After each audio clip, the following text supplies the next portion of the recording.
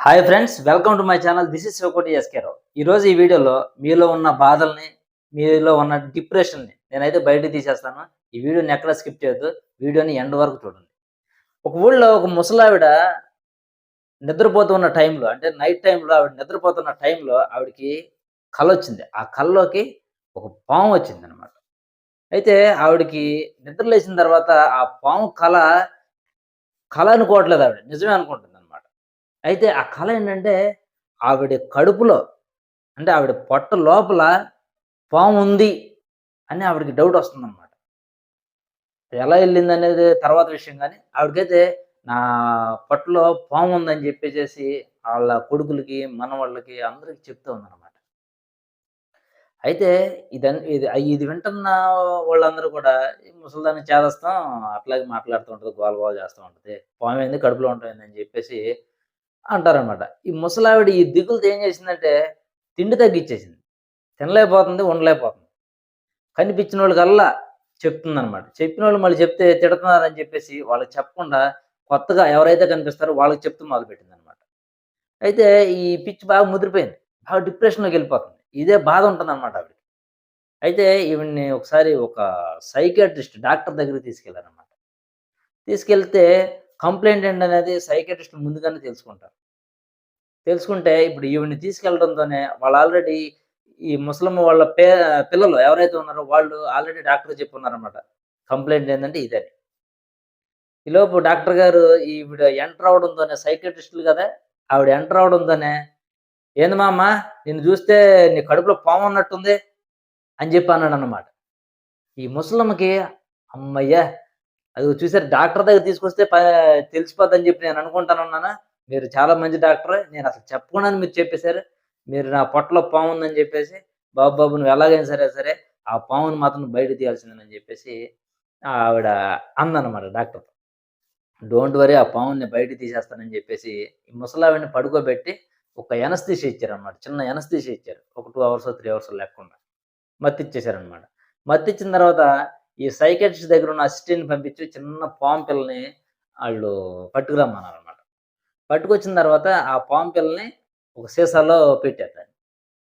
ముసలమ్మకి మెలుకువ వచ్చింది. ఒక 2 hours, 3 hours తర్వాత అయిపోయిన తర్వాత ఆవిడ మెలుకువ వచ్చిందనమాట. మెలుకువ వచ్చిన తర్వాత ఆ పాము పిల్లని ఈమెకు చూపిచ్చారు. హమ్మయ్య! అని జెప్పి చాలా హ్యాపీగా ఫీల్ అయిందనమాట. చాలు అని జెప్పేసి ఆ డాక్టర్ గారికి దండాలు పెట్టేసింది.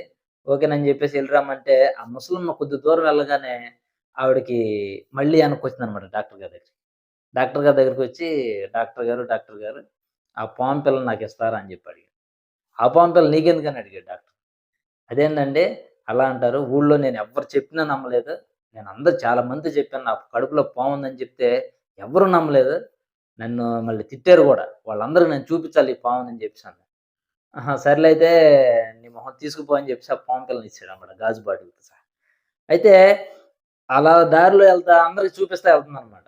చూపిస్తా ఎళ్ళిన తర్వాత ఇంటికెళ్ళేసరికి ఆళ్ళ మనవడు ఉన్నాడన్నమాట. ఆళ్ళ మనవడితో కూడా చెప్పింది. "అరే బడుద్దాయ్!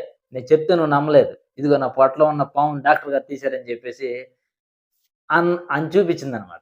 చూపించిన తర్వాత చిన్న పిల్లాడు గదా! ఆడున్నట్టుండి ఉండి ఆడేమన్నాడంటే, "అరేయ్ బామ్మ! నీ పొట్టలో ఈ పాము నెల రోజులుంది గదా!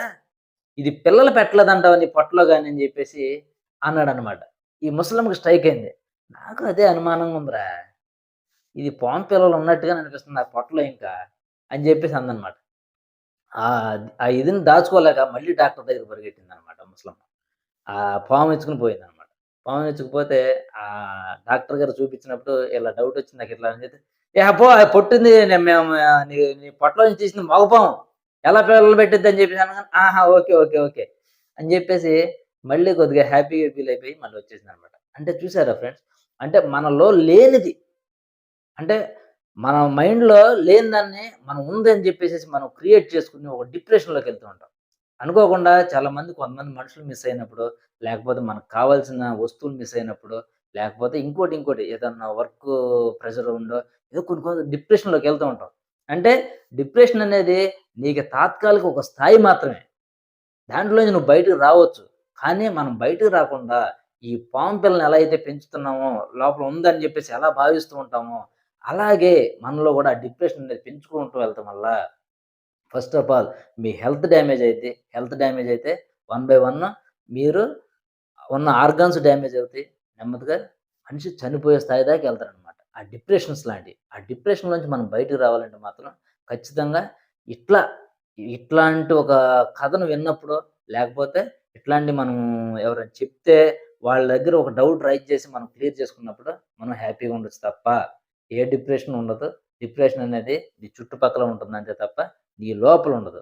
ఒకవేళ ఇప్పుడు నువ్వు బాధలో ఉన్నావనుకోండి, నీ దగ్గరున్న ఒక చెట్టుని చూసినా కూడా చెట్టు కూడా బాధపడుతున్నట్టే ఉంటది. నువ్వు ఆనందంగా ఉన్నావనుకోండి, ఆ చెట్టు నువ్వు ఆనందంగా ఉన్నావు కాబట్టి చెట్టు కూడా ఆనందంగా ఉందనిపిస్తది. అంటే నువ్వు ఏది చూస్తే నీకది అలా కనిపిస్తుందనమాట. కాబట్టి డిప్రెషన్‌లో ఉన్నప్పుడు మీరు ఏమి అధైర్యపడకుండా అది జస్ట్ టెంపరరీ మాత్రమే. జస్ట్ ఒక అరగంటో, గంటో, 2 గంటలో, ఒక రోజు ఉంటదంతే. అనేది గనక మీరు అనుకుంటే ఆ డిప్రెషన్ నుంచి మీరు బయటకి రావచ్చు. ఈ వీడియో నచ్చితే లైక్ చేయండి, షేర్ చేయండి, ఛానెల్‌ని సబ్స్క్రైబ్ చేసుకోండి. Thank you for